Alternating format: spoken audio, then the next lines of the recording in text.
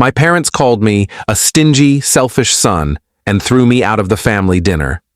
I told them they wouldn't get another penny from me. My mother didn't take it seriously, but the real surprise came after I walked away. My name is Michael, and if someone had told me a year ago that my own parents would deceive me out of thousands of dollars, lie to my face about it, and then call me greedy for wanting it back, I would have laughed in disbelief. But here we are. I'm 28, working in finance, and I've always been the responsible one in the family, not because I was forced to be, but because that's just who I am.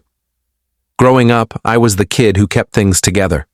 While other children were sneaking out, getting into trouble, or rebelling, I was the one who stayed on track. I did well in school, landed a steady job right out of college, and never caused my parents any trouble. My younger sister, Natalie, was the opposite. At 25, she's always been outspoken, unafraid to challenge our parents if she felt they were being unfair. I, on the other hand, always tried to keep the peace, believing that's what a good son should do. Our parents weren't bad in the traditional sense. They didn't abuse or neglect us, but they had a self-centered worldview. Their needs always came first, no matter what. If they wanted something, it was justified. If they made a mistake, it was someone else's fault. And if they acted selfishly, well, it wasn't selfishness. It was just what they deserved. My grandfather, on the other hand, was nothing like them. He was my father's father, a strict but fair man who valued hard work, responsibility, and honesty above all else. He wasn't the type to give long lectures, but when he spoke, people listened. He was also wealthy, a fact my parents never forgot. For years, I thought I had a good relationship with my parents. I helped them when they needed it, never asking for anything in return. I believed that's what family did. It started small, a bill here, a loan there. They always promised to pay me back, but never did. I didn't press them, thinking it wasn't a big deal.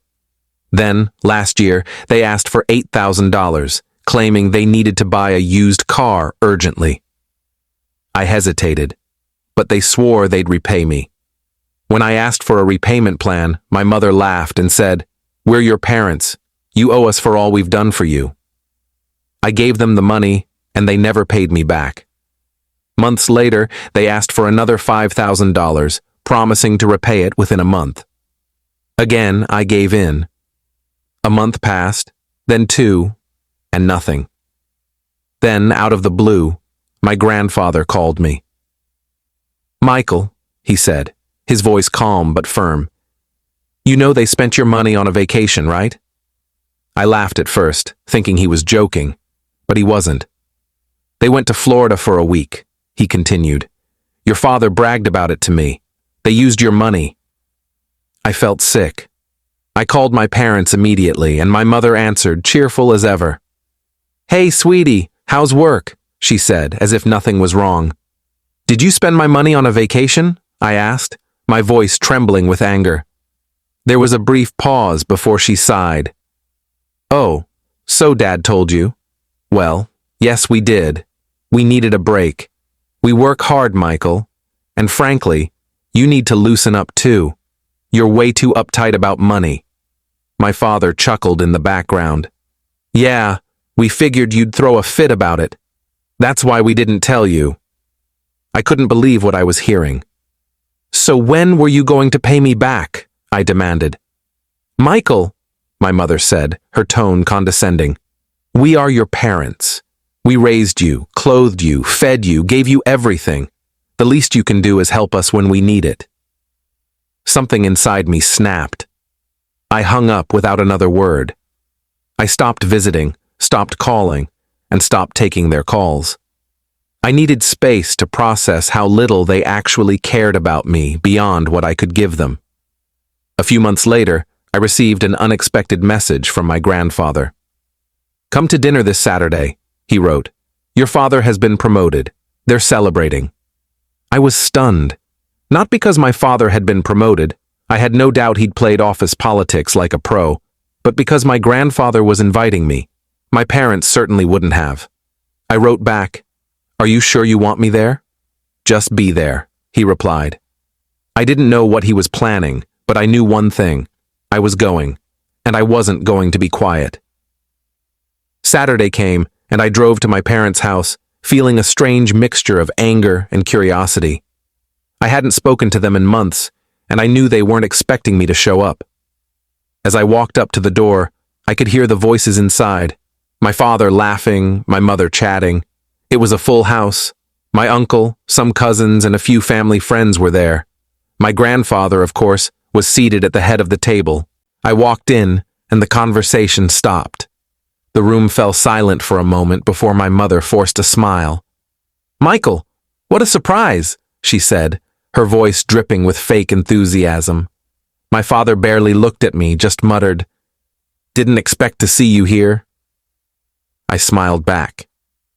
"Yeah, well, Grandpa invited me." My mother's expression soured for half a second before she caught herself. She turned away, muttering something under her breath. My father just sighed and returned to his drink. The tension in the room was thick. Some of my relatives gave me awkward nods, clearly unsure of what was going on. I sat down at the table and waited. Let them have their little party. Let them think I was just here to make peace. Then, when the food was served and everyone was settled, I leaned back in my chair and said, loud enough for everyone to hear, "Well, I guess paying me back won't be a problem now." The whole table froze. My mother was halfway through her wine and nearly choked. My father put down his fork with a little too much force. "What the hell does that mean?" he muttered. I shrugged. "Well, you just got a big promotion, so no excuses now, right?" My mother scoffed. "Oh, don't start that again." "Start what?" I asked. "You took $13,000 from me, lied about it, spent it on yourself, and now I'm just asking when you're going to pay me back. That's fair, right?" The whole table was silent. My uncle looked like he was going to crawl under the table. One of my cousins bit his lip to keep from laughing. "You ungrateful little—" my father started, but my grandfather cut him off. "You'll pay him back," Grandpa said. His voice wasn't loud, but it was firm. My parents turned to him in shock.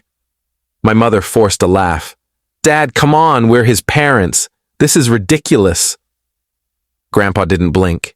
"No, what's ridiculous is stealing from your own son. Pay him back or there will be consequences." My father rolled his eyes. "Oh, what are you going to do?"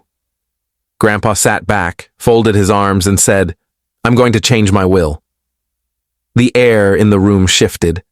My parents froze. My grandfather wasn't just comfortable. He was rich. My parents had been counting on his inheritance for years. It was their golden parachute, their future retirement plan. And now, in front of everyone, he had just threatened to take it away. My mother actually paled. "Dad, you don't mean that." Grandpa didn't say another word. He just kept looking at them. For a second, I thought that would be the turning point. I thought they'd finally realize they'd gone too far. But then my father scoffed and sat back. "Yeah, go ahead. Give it all to Michael. See if I care." My mother nodded quickly, regaining her composure. "Exactly. We don't need your money, Dad. Unlike some people, we're not obsessed with every little dollar." I actually laughed. "Right. That's why you stole from me and spent it on a vacation." That was it.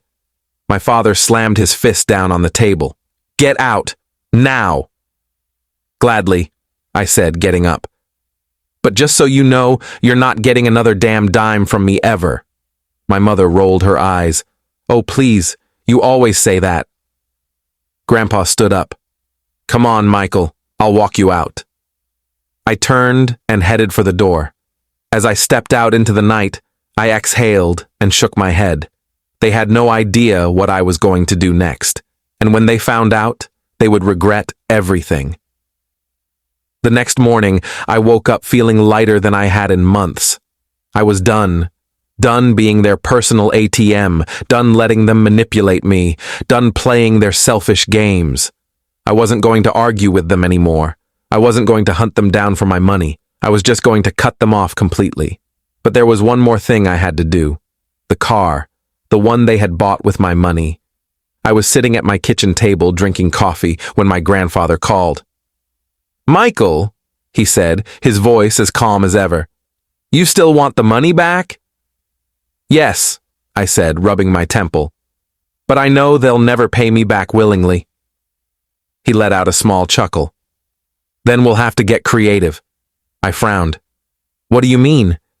"Just leave it to me," he said.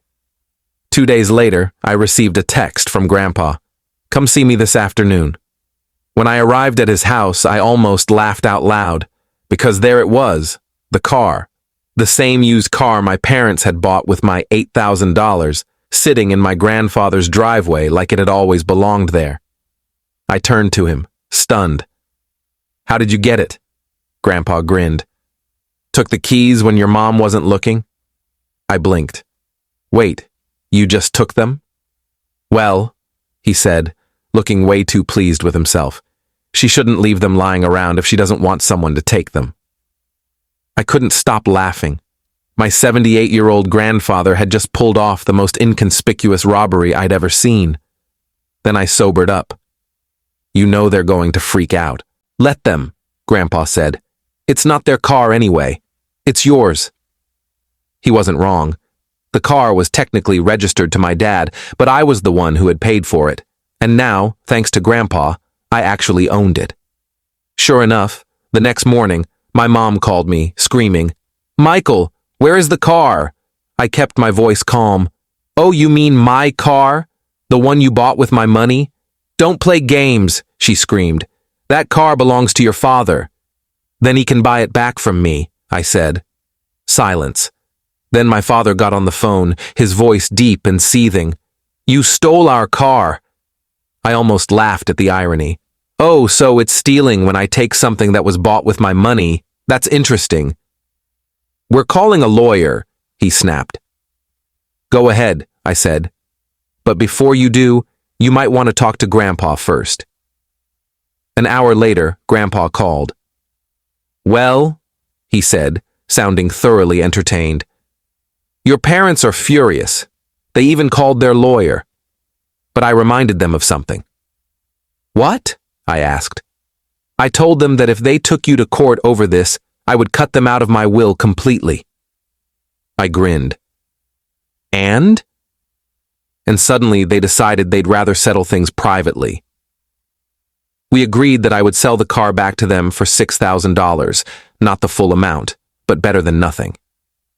By the end of the day, my dad reluctantly agreed to re-register the car in my name. I met him at the DMV, and the look on his face was priceless. He had to sit there and sign documents, knowing full well that if he resisted, Grandpa would cut him off completely. When my mom handed me the check, she looked like she was going to be sick. "Are you happy now?" she snapped. I pocketed the check and smiled. "Yep, nice doing business with you." After I sold the car back to my parents, I thought that would be the end of it, but I underestimated how petty they could be. They started bad-mouthing me to the family, painting me as a selfish villain who had betrayed them over money. Most of the family knew the truth, but no one wanted to confront my parents directly. Then, one morning, I received a text from my mom. Someone trashed our house. Jake, my cousin, sent me a picture of their front door, spray-painted with the word "idiot" in huge red letters. I burst out laughing when I found out Grandpa was behind it. He'd woken up at 4 a.m., driven to their house, and spray-painted the door just to prove a point. My parents tried to get security footage from the neighbors, but no one cooperated. They even filed a report with the HOA, only to be fined for having an unsightly exterior. They had to repaint the door, but my father did a poor job, leaving the word "idiot" still visible. In the end, I got my money back, cut ties with my parents, and walked away with a story I'll never forget. My grandfather, the real MVP, made sure they got what they deserved. If you enjoyed this wild ride of family drama, betrayal, and revenge, don't forget to hit the like button and subscribe to the channel for more stories like this. Your support means the world to me, and it helps keep this channel growing. Let me know in the comments what you would have done in my situation. Would you have forgiven them, or would you have taken matters into your own hands like I did?